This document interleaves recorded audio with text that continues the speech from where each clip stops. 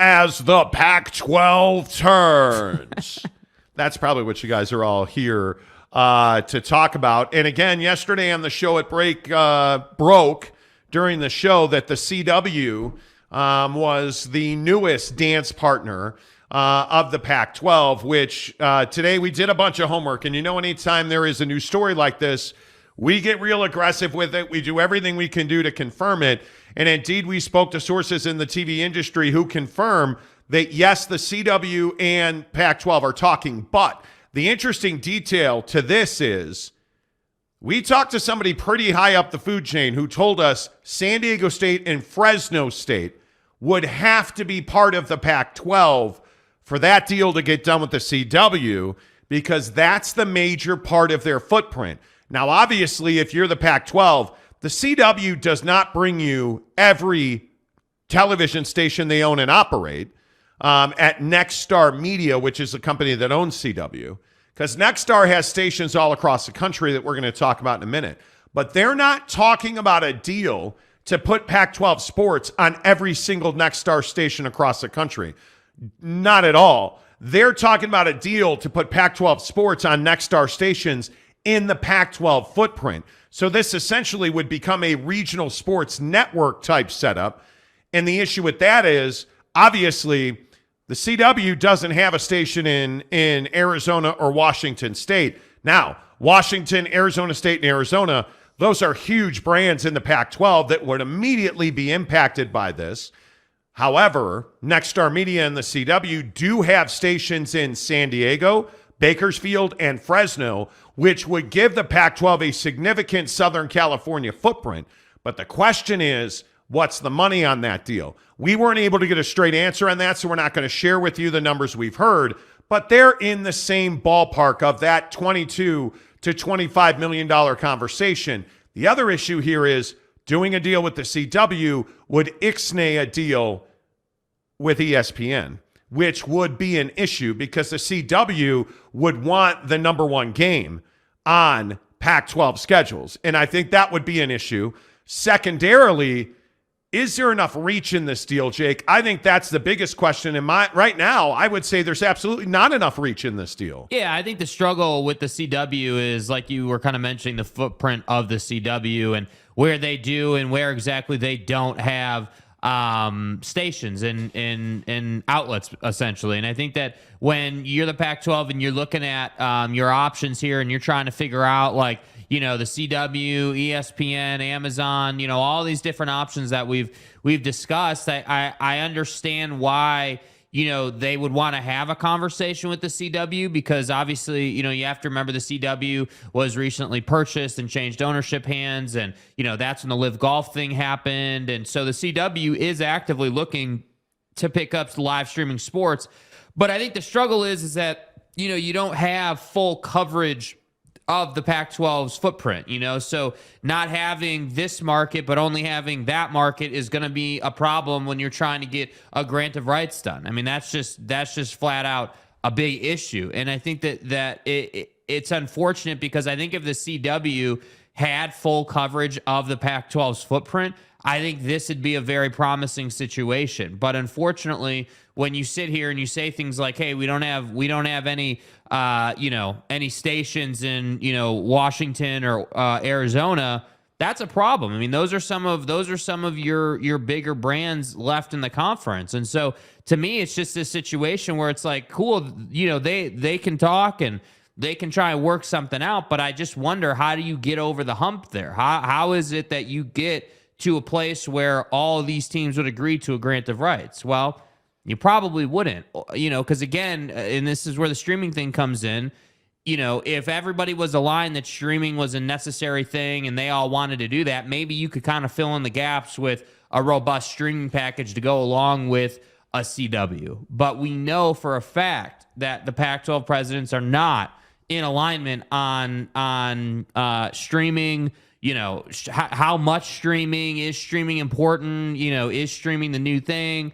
Like, we've heard a bunch of different stories and opinions on that. So to me, yeah, it's a big issue as far as the CW is concerned, that they don't have full coverage in the Pac-12's footprint. And really, when you look at their coverage map, they are an eastern side of the country company. They are definitely biased out that way. They have much better coverage out there. So it'll be interesting to see, what the bridge is if they were to get something done.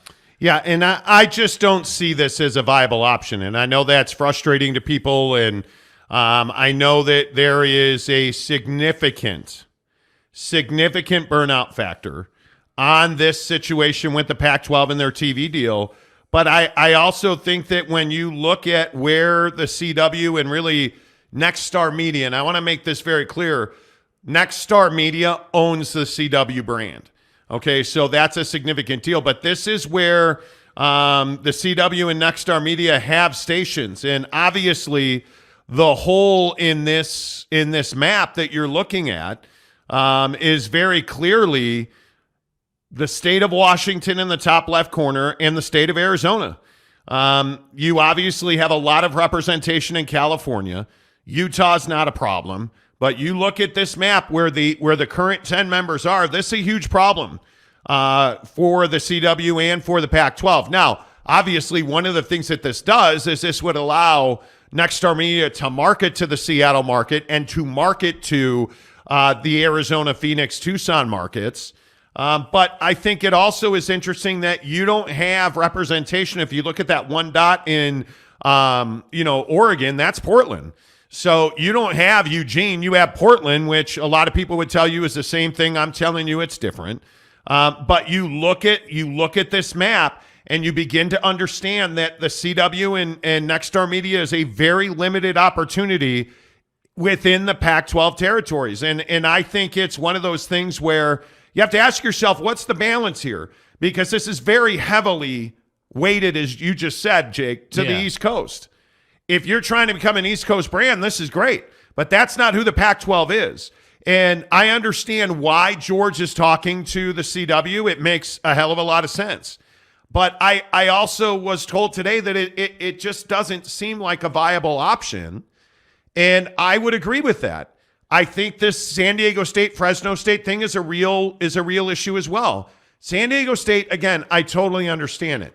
Adding the Central Valley of California doesn't give you a lot of leverage unless you're talking to the CW. Right. That's the bigger issue.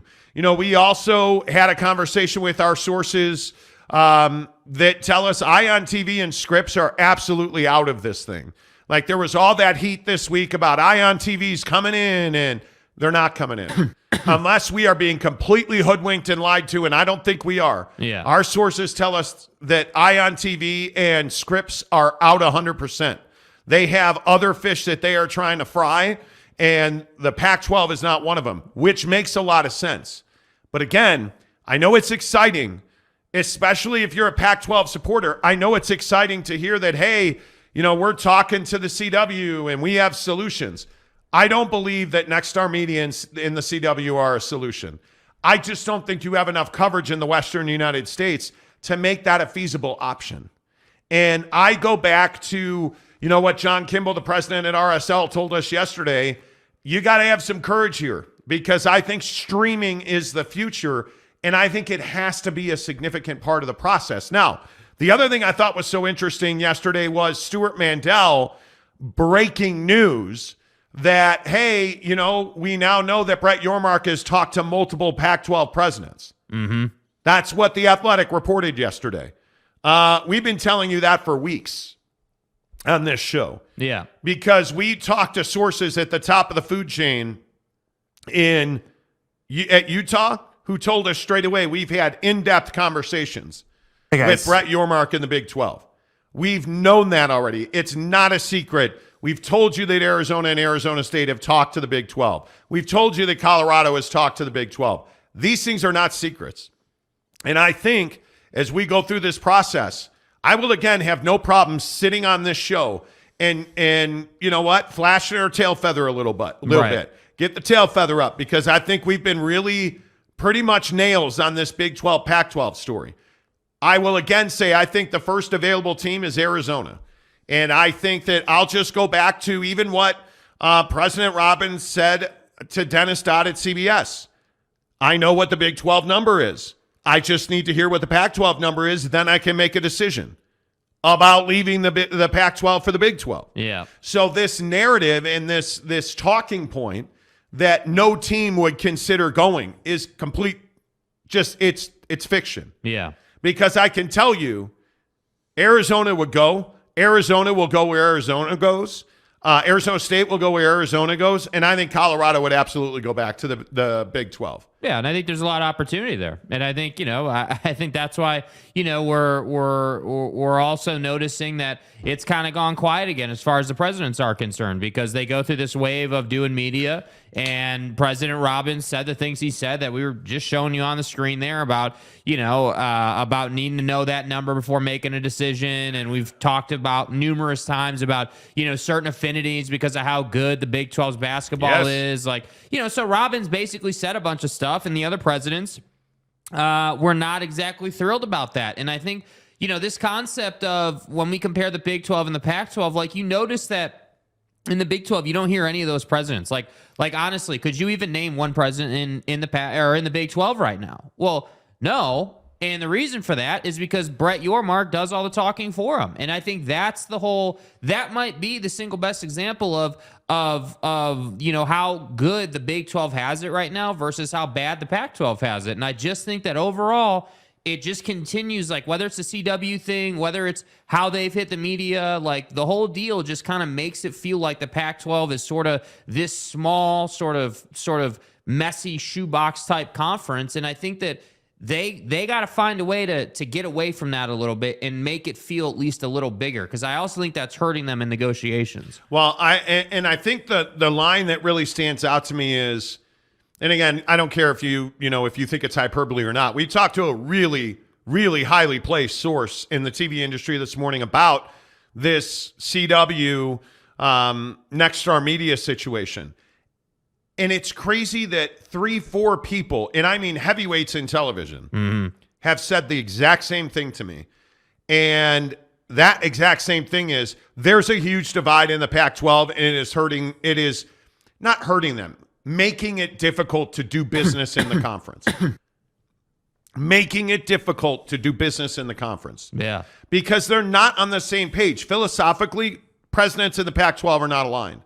And we were again told today, it's really hard to do business with them because it really is okay, let me go talk to my mom, I'll call you back. Let me go ask my parents, I'll call you back. Right? Hey, you want to sleep over? You want to do a deal with the CW? Well, let me go talk to my mom, I'll call you back. Let's settle this right now. That's really, it feels like child's play. Right. And I think it's a real problem because it again speaks to the stability of the Big 12 versus the instability of the Pac-12. And you have a guy in Brett Yormark who is sitting in the driver's seat, controlling the speed, he's all that. He is the driver of the car, and all the presidents are on board. I'm for real. And then you have a guy with George Kliavkoff who doesn't even have a license or a car, and nobody's on board with this guy. He is not allowed to speak to the media without permission now, which I think is probably better for the conference. But the other issue is there is frustration, we were told today, amongst the leadership of the Pac-12 presidents about what President Robbins said 2 weeks ago to Dennis Dodd. Right. There is frustration about what Michael Crow, the president at Arizona State, said to the State, the school newspaper. There was real anger about those two conversations in particular. And I think it really speaks to its defensive nature of Pac-12 presidents. I mean, you listen to Taylor Randall, the president at Utah. Right. Very smooth, very easy, really didn't say much. Right. Yeah. Just kind of a vanilla plain conversation. And the question I continue to go back to is, why are these presidents doing media hits? Why? Why is anybody, and I'll be honest with you, this is kind of smacking myself in the face, but why is anybody talking to us? Right. Because it's not good for the Pac-12. And I think the reason people talk to people like us is because I think they want their narrative out there. And I think they want the truth out there because, frankly, if the truth is out there and you're one of these presidents looking to pull the ripcord, it makes it easier for you to leave. Honest to goodness. Yeah, that's just facts. I mean, you say something, you look at these quotes, and I think Michael Crow at Arizona State to the State saying there have been no discussions with the Big 12 conference on moving. I mean, there have been discussions between everyone everywhere on all things related to where our conference is going and where stuff is going to end up, what's happening. We're committed to the Pac-12. But notice the way he said that. And this was brought up to me more than once. No discussions with the Big 12 conference on moving. But he doesn't deny, and the common belief in this quote from the president of Arizona State is, yeah, we're talking to the Big 12. That's what the common belief is. And then you look at this from President Robbins at Arizona on CBS.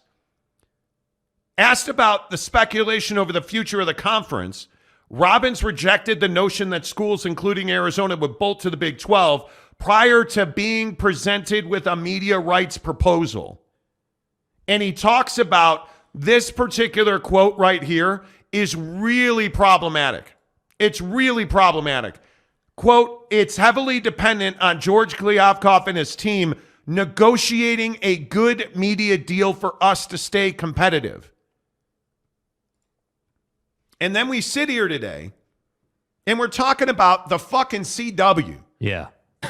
And you're trying to convince me that you need a deal that's competitive. Because remember, Robbins is also the same guy who said this, as we've talked about. Yeah. I just need to hear what the Pac-12 number is, then I can make a decision. So you're telling me that talking to the CW is a competitive deal?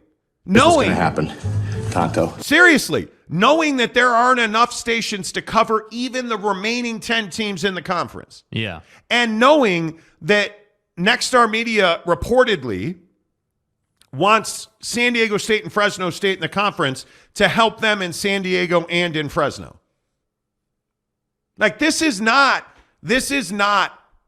like moving in the right direction. Yeah, this is not some, positive thing. And I think the other thing that's interesting about the CW situation is if you don't do your homework on the CW situation, you probably don't even realize, maybe you heard about them getting sold or whatever, and the LIV golf thing might remind you of it. But if you're not locked into this story big time, you probably forgot that the CW even changed hands. I mean, like, everyone's making jokes about, Gilmore Girls and all these different scripted TV shows that are on or were on the CW or whatever. But the reality is, once they were bought, live streaming sports is kind of what came to the forefront of their priority list. And I think that, it's just unfortunate because I think that the CW is a nice little play, but if you don't have coverage, it doesn't matter. It literally doesn't matter. And when we talk about these things and I hear this concept of,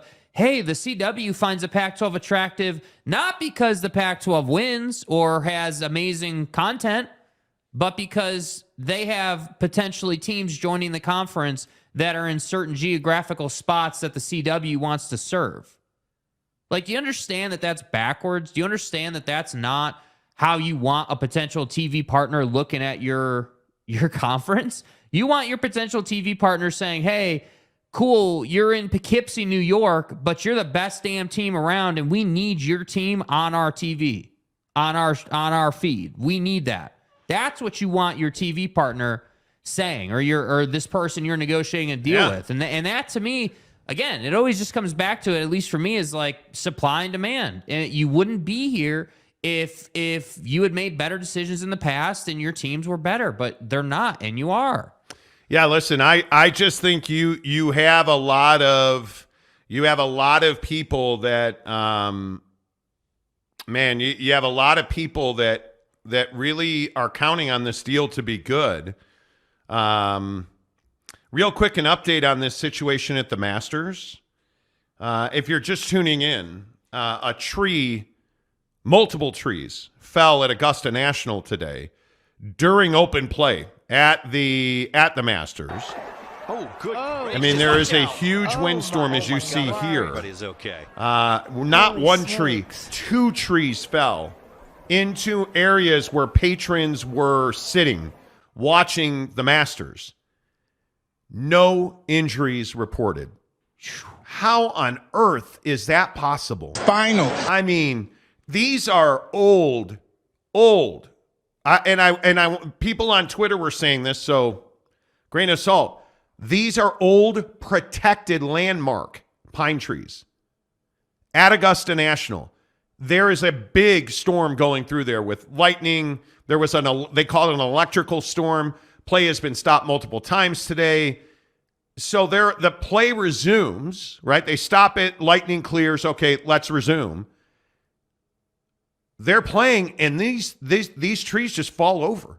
Back is broken. And it was terrifying to watch it. Yeah. ESPN is reporting that no injuries were reported as a result of those trees falling down. Dude. That's unbelievable. Yeah. That is unbelievable. It's not something to see every day, that's for sure. That is just dumb luck, man. Like, I don't know how you explain that. But Yeah. I say, hey, that's one of the scariest things I have ever seen. At a golf event, at any event. You're just sitting on the ground, and they showed a shot of all the patrons, because you can't call them fans at Augusta. You're casual. Patrons at the Masters sitting there, like on the ground with, like you're sitting on the ground and you might be on one arm, you might be on your two hands. Yeah. And they're paralyzed by movement because this tree is falling, and it fell right in front of this row of people who were sitting Indian style on the ground. Nobody injured. Dude. Again, we talk about it all the time on this show. Yeah. I have no idea how that happens. All right, let's get your comments in here, either on the Masters, because we do like talking Masters on this show. Koepka looks fantastic. Truck Stop Gumby, the first one in today, that says, that was Stanford having fun. That's so good. That is so good. Plenty of toast for all the butter. The Monty Ghost working his magic at the Masters. Right. That's unbelievable. That is unbelievable that went down today. My God. It's crazy. Yeah, we'll play it. If you miss it, we'll play it coming up a little bit. We'll get your comments on the Pac-10 after we tell you about our good friends at Bucked Up Energy. You guys, let's go. Look at it. Look at it. Bucked Up Miami, the best flavor in the biddy. Bucked Up Miami. Everybody says they're on sale at Harmon's, $2, 2 for $4, 2 cans for $4. That's one of the best deals I've ever seen. Get it at Walmart. Get it at any of their Bucked Up stores, especially if you're in the state of Utah. I shop at Murray and South Jordan. A couple of times I filter down the Orem. They're great people to do business with. They're great entrepreneurs. And by the way, I would also mention to you, they make great supplements as well, and you can get 3 free samples and a shaker cup right now. If you go down in the description of this show, you'll be able to see that there is a link that says free samples. Make sure you go and get that. You can pick any 3 that you want. Any 3 that you like, man. Any flavor. Yes. I'm telling you to get the BCAs because I think they're fantastic. But get any 3 that you like, and you also get a shaker cup. You can customize it. Are you an Arizona fan? Are you a Utah fan? Are you a West Virginia fan? Yeah. Patrick Bourne's probably here. Are you a Baylor fan? Get in the link. Customize it any color you want. We've heard Michigan State, Utah, BYU, USC. One person brown nosed me and said the Chicago Bears, but we all know nobody wants Bears colors. I am bitter. But go click the link below, and you're supporting a great company when you do it. That's why they give you the samples free. Any 3 samples you want for free, a free shaker cup in the description below. By the way, shop online, buckedup.com. Mrs. Monty ordered her organic greens last night at buckedup.com. Use the promo code Monty to get 20% off your purchase at checkout. Bucked Up, the official energy drink of the Monty Show. Let's go all the way back to the top. We have a ton of comments today. Matt Ritson gives us $4.99 to say, sounds like CWTV. Don't all regional coverage sound like Pac-12 Network, hard to YouTube TV and Direct TV. Okay. Matt? I know it's Friday. Might want to double check things before you hit send. Oh, what are you talking about, man? I think the interesting thing about, like, Nexstar Media owns WGN in Chicago, for instance. Mm-hmm. And again, I'll put the map back up of their stations. You look at some of their stuff. I mean, WGN in Chicago, obviously, New York City, Philadelphia, New Jersey, Florida, the Panhandle, New Orleans, all over Texas. I mean, you have great national coverage. But you'll notice very clearly after the four corner states, you don't have a whole lot on the West Coast. You really don't. Nothing in Idaho, Wyoming. I mean, you don't have a lot of coverage west. Obviously, Washington and Arizona are the big ones. You're not in Arizona. That's two big members, important members. So, listen, I think obviously Nexstar Media wants content for their CW stations. And I mean, that makes perfect sense. Football is a great way to introduce a new base of viewership to your product. But this is not a deal that works for the Pac-12. Not at all. I'm just telling you now, with all due respect. Tanner Plummer says, well, it is today, Salty Drunk, which I understand because I pissed Monty off last night in the group chat. You did? I don't remember that. Ted Abrams says, when Brett Yormark is having an in-depth face-to-face conversation with the Pac-12 presidents, including a 5-hour meeting with Colorado, it's close to the end. It is close to the end. It is very close to the end. Kurt Myers says the PAC is catfishing. Right. I don't disagree with you. I don't disagree with you at all. But that's just me. Let's see. John Dry says, is that your TCU or K-State t-shirt? Man, what you talking about? Let's see. Baylor at 12 with Patrick. That wasn't Augusta. That was the Pac-12 meeting. Very well could have been. What is that? Stanford dropping dead? It's Stanford uprooting. Is that what that was? It could be. Jacob DeLambo, the Jazz caught with their hands in multiple cookie jars. Ooh. Yeah, you guys, coming up in about 30 minutes. NBA and this Utah Jazz story is ugly. There's no way around it. Shahaya said nothing better than sitting at work watching the Monty Show. Hey, Monty. Appreciate you very much. Thank you for watching the program. As always. John Try says, hell yeah, program. Let's go. The program. Provo Cougar fan, no. Not talking to Utah. Leave them to rot in the Pac-5. Come on now. Don't hate. Come on now. What's up, Salty Drunk says, LOL, did you? I'm sure he did. Jeremy Callahan, when it's quiet is when the stuff happens. Exactly right. And we've talked about that on this show. Yeah. Like, it's just, I mean, it is what it is, man. I mean, that's just the reality of it. And I know, like, some people, we got a couple comments early before the show, Grum, in the pre-show meeting with all the patrons of the show. That people were a little burned out, and I understand. I'm burned out. Yeah, like we're burned out. I'm burned out. Like the show's burned out on it, And I think I just laughed when I heard this because it just doesn't make a lot of sense. I mean, we can go through it again, but the point is they just don't have coverage, and I just think it doesn't work. But we confirm that they're talking to the CW, and it's Stuart Mandel. Stuart Mandel's not just throwing stuff against a wall and hoping for the best. Yeah. I mean, we confirm that they were talking to the CW, which is fascinating to me. Yeah. Because I'm with you, Jake. It just from a coverage standpoint, from a brand standpoint, you're not all of a sudden just going to become a conference that has national appeal about it. Mm-hmm. And you look at the way that we have talked about, like Utah on this show. I mean, again, not to keep telling you, hey, man, we're really cool. We know people. We have friends. Hey, guys. But we went to the top of the food chain at Utah. Yeah. And had an extensive conversation. They've absolutely negotiated, not talked to, they've negotiated with the Big 12. Utah has had substantial conversations with the Big 12. I don't know, again, this goes back to everything we've always talked about. Why is that a dirty thing to say? Like, why is that a bad thing to say?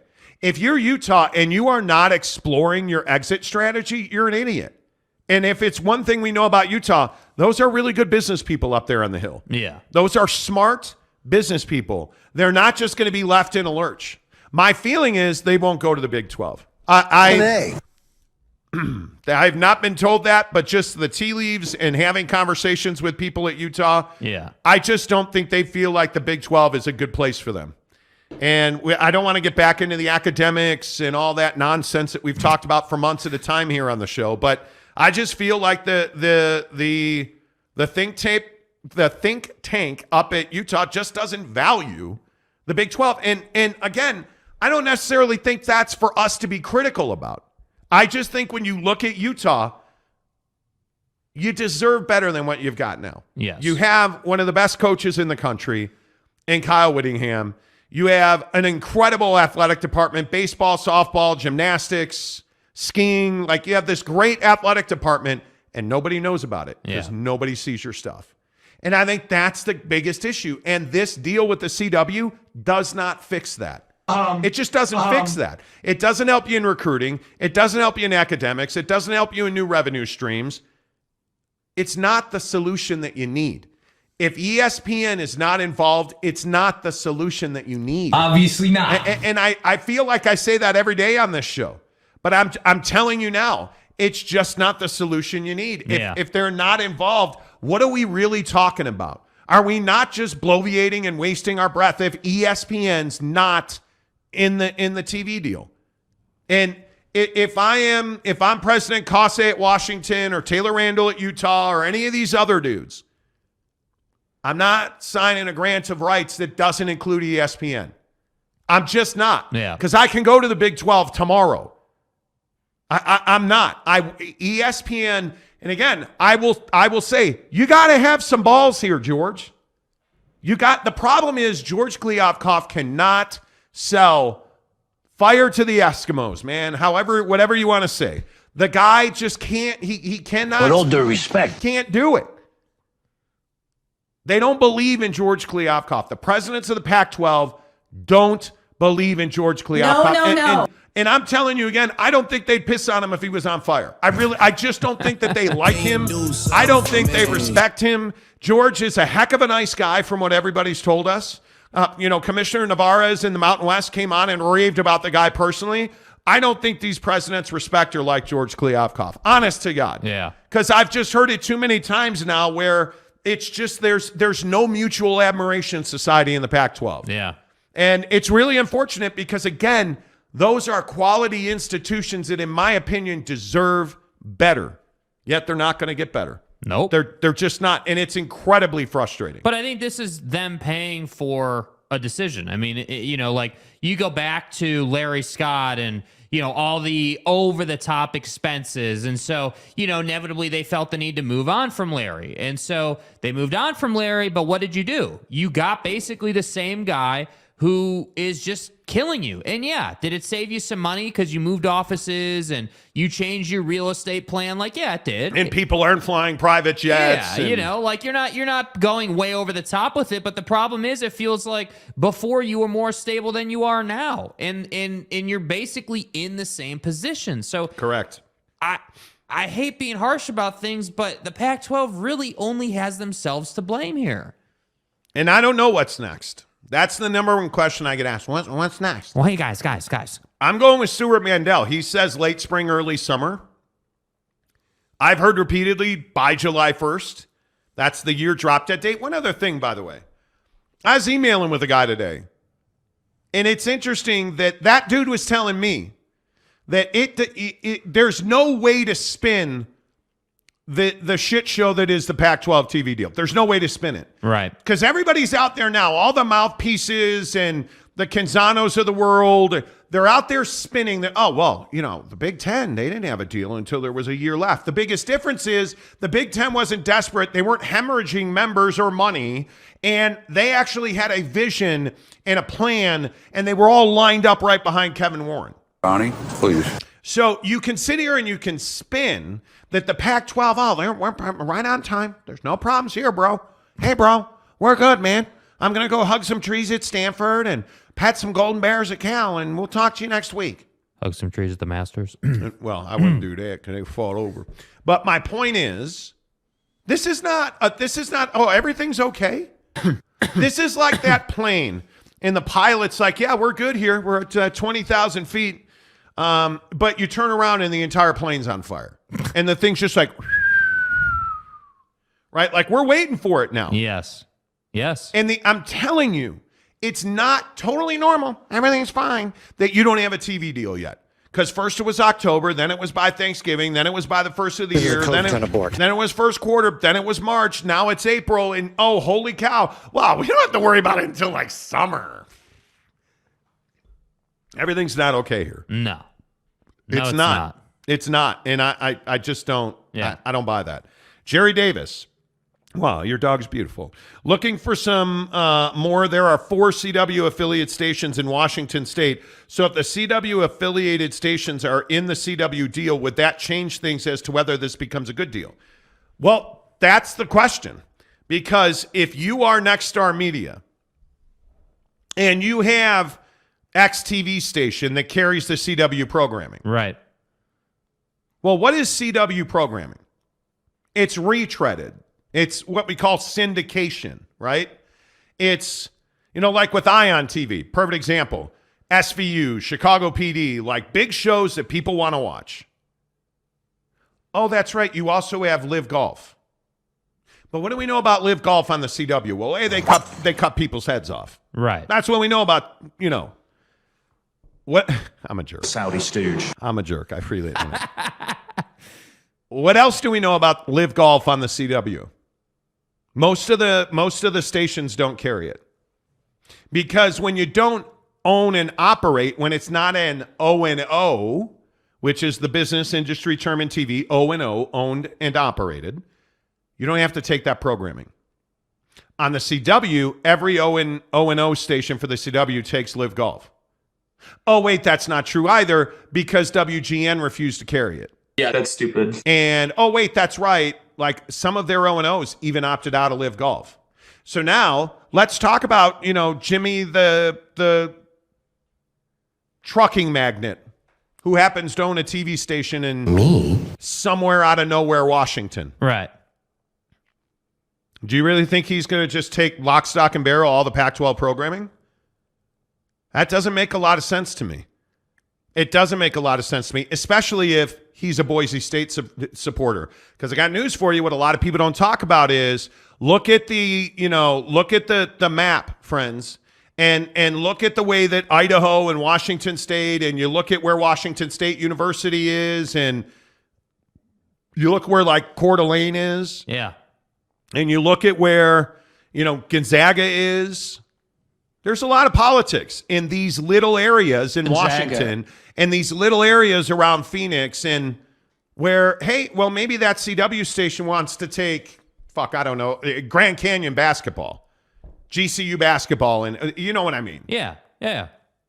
Because you're O&Os. This map that I was showing you, these are all the stations where you have CW programming, and 99% of them are O&O. This is where you can sort of have some security that your programming is going to get seen. Yeah. But by the way, again, I ask you, who in New Jersey, all the way over there on the right, who in New Jersey is interested in Washington State and Washington playing a football game at, 10:30 at night on your CW station when Henry and Jane are eating their Mucilix before they go to bed so that they can take a crap in the morning and they're looking for their episode of Chicago PD. I mean, I'm being serious. How many CW stations on the East Coast want the late window? How many of them on the East Coast want the late window game? Yeah. No. Not a lot of them. Not a lot of them. And I know it sounds like I'm being a hater, but I got to be honest with you, man. I'm fed up with with all due respect to Ion TV. With all due respect. Ion TV's not a solution for Pac-12 TV. Yeah. It's not. The CW is not a solution for a conference the caliber of the Pac-12. It's just not. And if you think it is, your esteem of the Pac-12 must just be incredibly low. That's all I can think of. Let's see. Who else? Who else is up in the crib today? Capazzo, what's up, Lewis? How you doing in the Jeezy? Monty, that person needed to wait until Wednesday to do that nosing around for Brown? I have no idea what you're talking about. What are you talking about, bro? Help me out, Capazzo. Callahan, what's up? Says, hey, there's a dot on the map right where I live, LOL. See? See, man? Look, man. That's good news. Yeah. You get Mork and Mindy reruns. Schemers. Have you ever heard of what are the best 80s TV shows? Like the best low level Bosom Buddies. Have you ever heard of Bosom Buddies? No. Mork and Mindy. No. God, dog. NYPD Blue. This motherfucker, you never heard. Do you know who Robin Williams is? Yes. Mork and Mindy. He starred in Mork and Mindy. Okay, but that's before my time. And I got to tell you, is that guy? Mindy was pretty easy on the eye, man. When I was like 7, I'd have hit that. When I was 7 playing with that Play-Doh. Well, I thought you said playing with the Play-Doh. Playing with that Play-Doh, you know. Holden Middick. You know. Anyway. Yeah.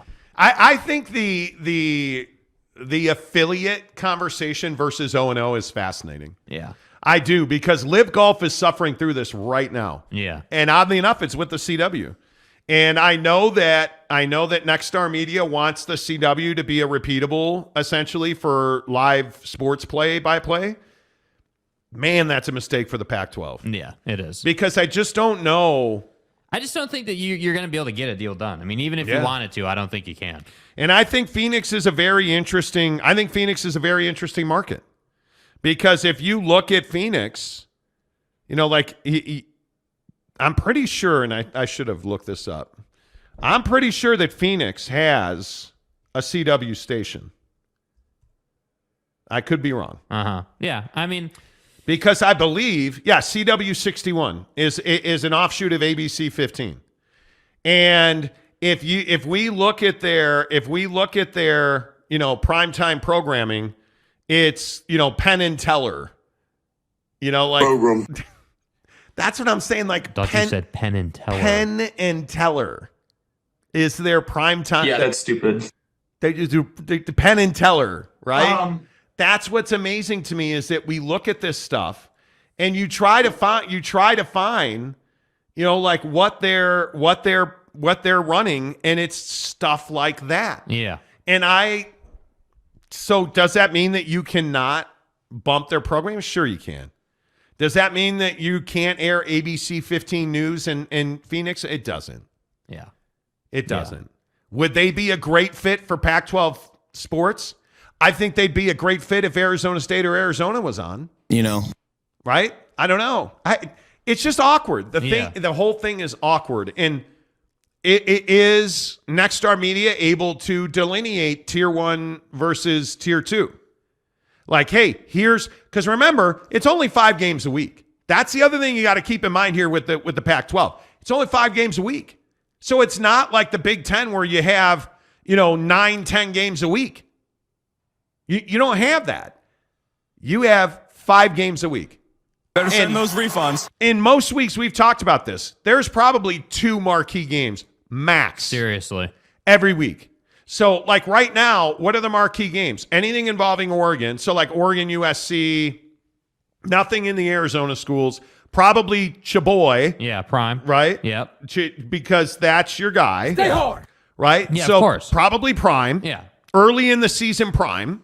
Because if Colorado goes 3-67 this year, they don't play 70 football. That'd be more games than the Pac-12 going to play. Math is not my strong suit. Anyway, if they win 3-4 games this year, October, November, December are going to be very difficult in Boulder. Yeah. So maybe Colorado early, Oregon always, SC always. And then, if we're being honest, I think Utah is a draw. Does anybody in Arizona want to watch Utah, Washington? Utah, Oregon State? Utah. Yeah.